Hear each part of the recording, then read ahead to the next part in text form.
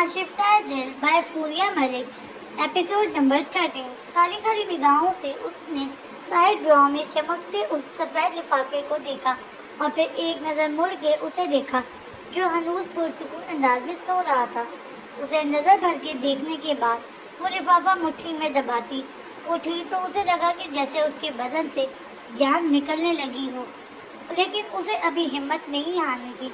तभी वो धीरे धीरे नंगे पैरों ही चलती हुई वॉशरूम की जानिब बढ़ गई। जैसे ही वॉशरूम का दरवाज़ा बंद हुआ, आंखों पे बाजू धरे सोने की अदाकारी करते हमास ने बाजू हटाते हुए हैरानी से एक नज़र वॉशरूम के बंद दरवाजे को देखा कि क्या करना चाह रही हैं। वो जो उसके रद्द-ए-अमल का मुंतज़िर था, उसे साइड ड्रॉ खुलने के बाद बंद होने की आवाज़ पे काफ़ी मुताज्जिब हुआ। फिर कुछ सोच के वो उठा और साइड ड्रॉ की तरफ आया और खोल के उसे देखा, लेकिन खाली ड्रॉ उसका मुंह चिढ़ा रहा था। किसी अनहोनी के से एहसास से उसका दिल डूबने लगा। उसने पलट के फटी फटी निगाहों से वॉशरूम के बंद दरवाजे को देखा। सिर्फ एक पल लगा था उसे सारी बात समझने में। नूरे, उसके लब भी यकीनी से फिरफिराए।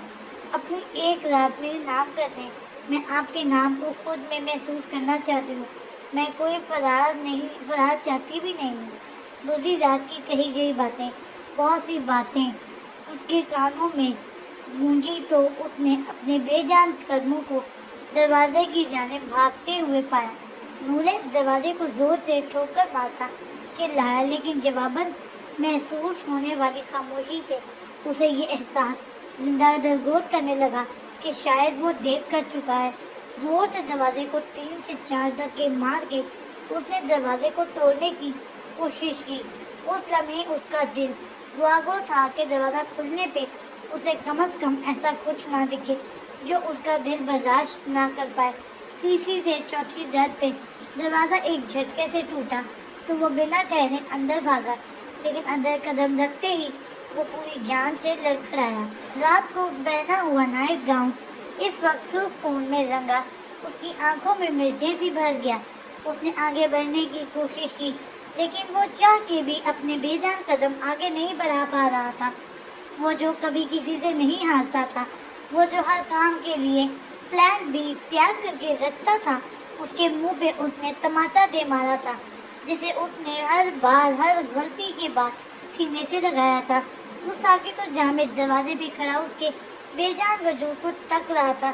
जब उसे उसके हाथ में हल्की सी हरकत महसूस हुई तो उसे लगा हवा में हल्की सी ऑक्सीजन महसूस हुई। वो बेजान पैरों को घसीटता हुआ आगे बढ़ा और उसके औंधे मुंह पड़े वजूद को कपकपाते हाथों के साथ सीधा किया तो दिल गोया तेज धार चाकू से कटता चला गया।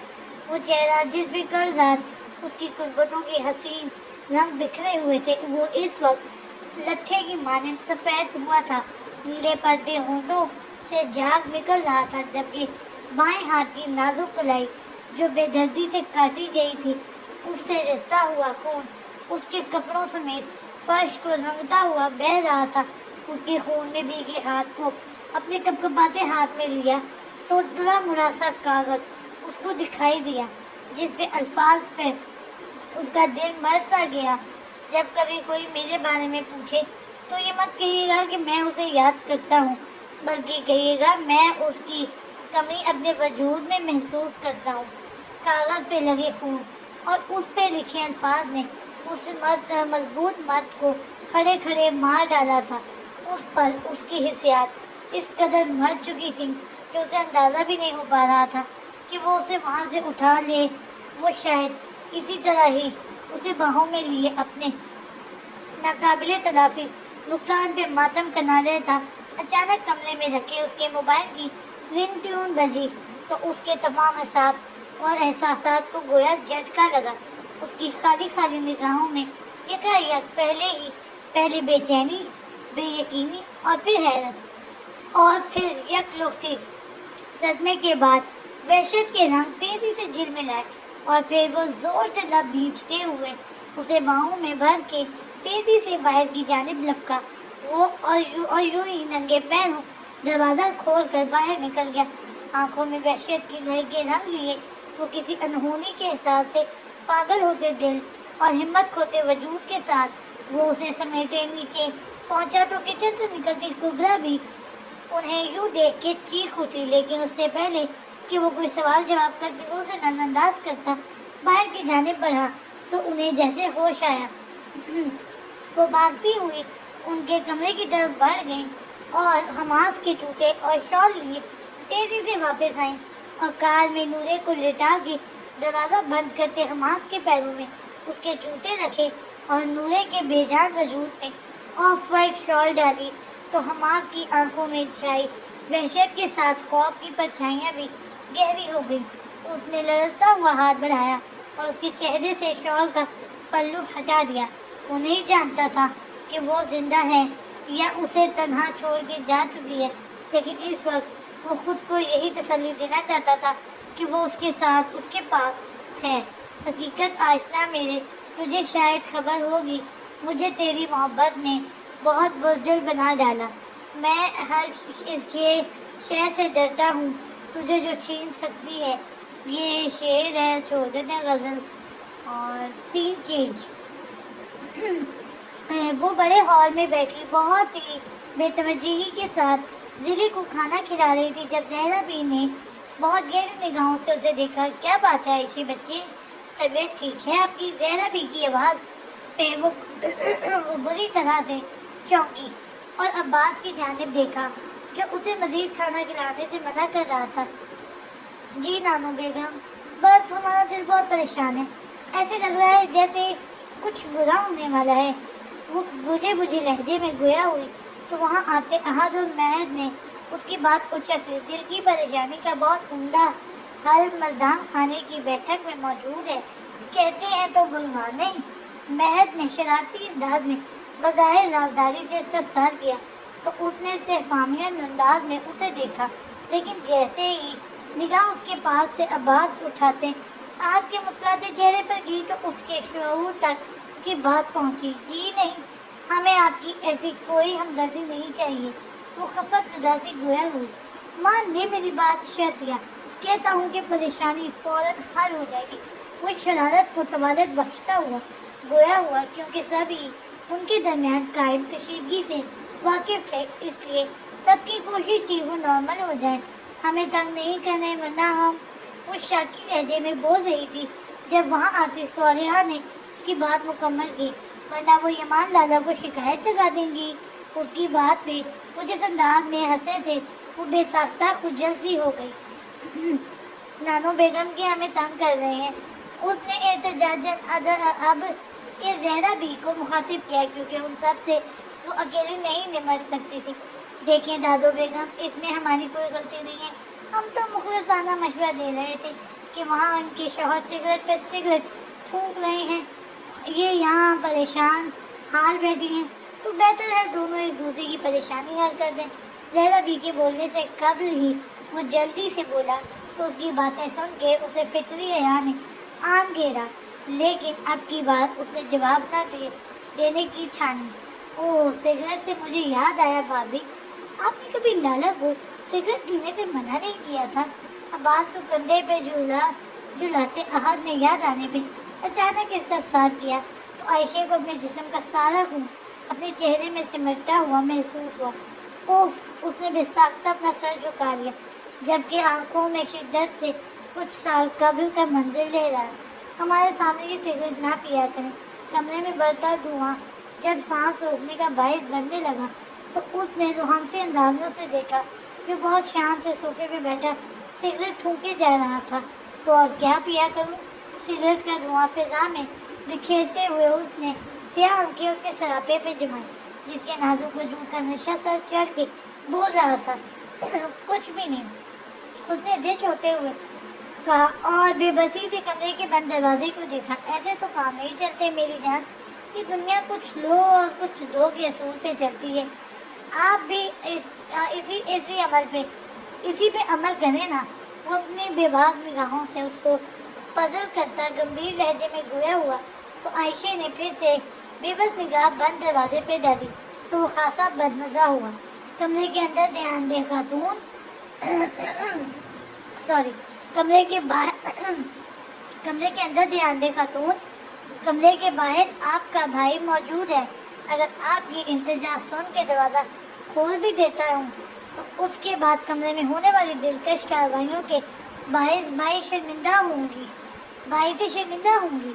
वो बहुत सुकून और डिटाई से गोया हुआ तो उसकी बेबाक गुफ्तगू से छलकते सहकाक के रंग उसे खौफजदा करने लगे। आप खुदा के लिए पहले ये सिगरेट बंद करें और फिर हमें घर छोड़ के आए। कमरे के बोझल फिजा, ऐसे में उसकी बेबाक गुफ्तगू उस पर मुस्तदाद सिगरेट की बढ़ते धुएं के बायस उसे घुटन सी महसूस होने लगी। तभी वो चिड़े हुए लहजे में गोया हुई, ये बहुत जालिम लत है मेरी जान, जो बदकिस्मती से 15 साल की उम्र में ही मुझे लग गई थी। इसे मैं यूं नहीं छोड़ सकता। इसके खूबसूरत चेहरे को वारिहाना निगाहों से देखते हुए वो भारी लहजे में गोया हुआ तो उसका दिल जल की खाक हो गया। मुझसे शादी करने के लिए पूरे गांव में तबाही मचाई हुई थी और आप मेरे कहने पे ये सिगरेट नहीं छोड़ सकते। उसके अंदर की खुदसत और जिद्दी आयशे जाग उठी, इसलिए बिना अंजाम की परवाह किए वो आगे बढ़ी और उसके होठों से मैं दबा सिगरेट एक झटके से खींच के ऐश में बुझा दी। उसकी इस अचानक हरकत पे दम बखुद बैठे यमान की आंखों में पहले हैरत, फिर बेयकीनी और यकायक एक नाकाबिले फहम सा तासुर लहराया। तभी उसने पलट के जाती आयशा का हाथ अपनी मजबूत हाथ की गिरफ्त में लेते हुए एक झटके से अपनी तरफ खींचा तो वो कटी हुई शाख की मानद लहरा के उसकी आगोश में जा गिरी। लाल उसके होंठों से बेसाख्ता चीख निकली जब उसकी मजबूत हथेली ने फौरन उसकी चीख का गला घोंटा। शौहर की आगोश में बैठ के भाइयों को आवाज़ नहीं लगाते, वो संजीदगी से कहता, उसे शर्म और गुस्से में मुब्तला कर गया। उससे पहले कि वो कोई मुज़ाहमत करती, वो उसे किसी भी किस्म की मोहलत दिए बगैर उसके होंठों पे झुका तो सिगरेट की महक खुद में उतरती महसूस करके वो चकरा सी गई। बेसाख्ता उसने उसकी गिरफ्त से आज़ादी हासिल करने के लिए उसके सीने पे अपने हाथ जमाए, लेकिन उसके हाथों को अपनी मजबूत गिरफ्त में लेता वो उसे अच्छे से बावर करवा गया कि उसके होंठों से लगा नशा छुड़वाना कम अज़ कम उसके लिए बेहद मुश्किल काम था। वो जो आपके वजूद की तलब को सुलगती आँख से कम करने की सही कर रहा हो, उसे भड़काया नहीं करते, उसकी सांसों को रिहाई बख्शता। वो भारी लहजे में उसे बहुत कुछ बावर करवाता। फिर से उसके होंठों पे झुका तो उसने ज़ोर से नाखून उसके बाजू में खबोए। भाभी, आप किधर खो गई हैं? सालिहा की मुताजिब आवाज़ पे वो किसी गहरे ख्वाब से चौंकी, लेकिन इससे पहले कि वो कोई जवाब देती एकदम से बहुत सी गाड़ियों की स्टार्ट होने की आवाज़ सुन के वो सब चौंक गई कि गाड़ियों पे कौन जा रहा है और कहाँ जा रहा है? वहाँ आती ताबिंदा बेगम ने परेशानी से पूछा तो सब एक साथ बाहर की जानिब बढ़े, जहाँ लगी बड़ी सी ग्लास वॉल से पोर्टिको का बायां हिस्सा नजर आ रहा था, जहाँ से 4 मर्सिडीज एक साथ बहुत ही तेज रफ्तारी से बाहर निकली। ये आगा जान, बाबा और चचा सरकार, यमान लाला समेत सब कहाँ रहे हैं? उन सब की गाड़ियों के पीछे गार्ड्स की गाड़ी भी निकलते देख के सबके दिल मजीद अंदेशों में घिर गए। परेशान नहीं हो, सब होगा कोई उनका पंचायती मसला। जहरा भी ने बज़ाहिर पुरसुकून अंदाज में तसल्ली दी, लेकिन फक चेहरे के साथ गाड़ियों के पीछे उड़ती धूल को देखती आयशे दिल ही दिल में महवे मनाजात हो चुकी थी। Scene change. एक मफरूज कातिला को लाहौर के इस प्राइवेट हॉस्पिटल में बहुत राजदारी के साथ ट्रीटमेंट मिलना इंतहाई मुश्किल होता है, जो अगर उसके नाम के साथ हमास खानज़ादा का नाम ना होता। हॉस्पिटल के दूसरे पोर्शन को हर तरह से खाली करते हुए वो उसे यहाँ एडमिट करवा के पिछले 6 घंटों से दीवार के साथ टेक लगाए सॉकेट खड़ा था। उन्होंने बहुत ज़्यादा मिकदार में जहर लिया है, जबकि कलाई की रगों को भी बहुत जालिमाना तरीके से काटा गया है, इसलिए अभी हम कुछ नहीं कह सकते। आप बस दुआ करें। उसके कानों में मुसलसल डॉक्टर के कई अल्फाज गूंज रहे थे, जबकि दिल गोया इस वक्त शायद तहस नहस कर देने को चाह रहा था। वो चुपचाप सर झुकाए खड़ा था जब एक साथ हॉस्पिटल के सर्द कॉरिडोर में बहुत से कदमों की आवाज़ें उस एक साथ उभरी तो उसने तब भी सर ना उठाया। ابھرتے ہوئے قدم اس کے بے حد نزدیک آ کے رکے اور اگلے ہی لمحے اسے اپنے بائیں جبڑے میں زوردار مکہ محسوس ہوا تو اس کا وجود ہلکا سا لڑکھڑایا۔ یہ مان اس اچانک حملے پہ تیمور صاحب اور دلاور صاحب دبا دبا سا چلائے، لیکن وہ اثر لیے بنا اس کی جانب بڑھا اور اسے گریبان سے تھامے اپنے مقابل کیا، جو بہت خالی نگاہوں سے اسے دیکھ رہا تھا۔ تم کیا مر چکے تھے جو تمہیں اندازہ نہ ہوا کہ تمہاری بیوی موت کو گلے لگا رہی ہے؟ اس کے گریبان کو جھنجھوڑتے ہوئے وہ حلق کے بل چلایا۔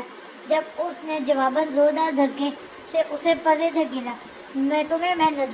تمہیں میں زندہ نظر آ رہا ہوں کیا؟ اس کے زور سے کہے لفظوں میں اس قدر اذیت تھی کہ وہ وہاں موجود ہر بندے کا دل دہل سا گیا۔ لیکن اس سے پہلے کوئی کچھ کہتا اچانک آپریشن تھیٹر کا دروازہ کھلا اور ایک ڈاکٹر آہستگی سے چلتا ہوا باہر آیا۔ اس کی چال میں نمایاں شکستگی اور چہرے کی تھکاوٹ نے وہاں موجود تمام نفوس کی امیدوں کو منہ کے بل گرا دیا۔ I'm sorry but she is وہ ان کے نزدیک پہنچتا پروفیشنل انداز میں افسوس سے کہنے لگا جب وہ اس کے گریبان کو دونوں ہاتھوں میں دبوچتا اسے دیوار کی طرف دھکیل گیا۔ How dare you! How dare you! اس کی دھاڑ میں اس وقت صدیوں کی وحشت جھلک رہی تھی، جبکہ سرمئی آنکھوں میں سب کچھ کھو دینے کا رنگ واضح جھلملا رہا تھا۔ جبکہ ڈاکٹر کے کہے الفاظ کے بوجھ تلے بمشکل سانس لیتے بڑی حویلی اور لال حویلی کے افراد حماس کی حرکت پہ بھی کوئی رد عمل نہ دے سکے۔ میں تمہارے سمیت اس ہاسپٹل کو آگ لگا دوں گا۔ جاؤ اندر اور مجھے میری بیوی ویسے ہی سانس لیتی واپس لوٹاؤ جس طرح میں نے تمہارے حوالے کی تھی۔ اس نے ڈاکٹر کو آپریشن تھیٹر کی جانب دھکیلتے ہوئے برفیلے لہجے میں کہا تو ڈاکٹر نے افسوس سے اس شاندار مرد کو دیکھا جو اس لمحے قابل رحم دکھ رہا تھا۔ حماس بچے صبر کریں۔ اس کی پیچھے بپھری حالت کو دیکھتے ہوئے حسن صاحب آگے بڑھے تو اس نے بہت درستی سے ان کے ہاتھ کو کندھے سے ہٹایا۔ ڈونٹ۔ وہ تیز قدموں سے چلتا ہوا آپریشن تھیٹر کی جانب بڑھا جہاں نرسز اس کے نازک سراپے پہ سفید چادر بچھاتی اسے ہمیشہ کے لیے اس کی نگاہوں سے اجل کر گئیں۔ یہ منظر دیکھتے ہی حقیقت انکاری حماس خانزادہ لڑکھڑایا اور گھٹنوں کے بل آپریشن تھیٹر کے دروازے میں گر سا گیا۔ جاری ہے۔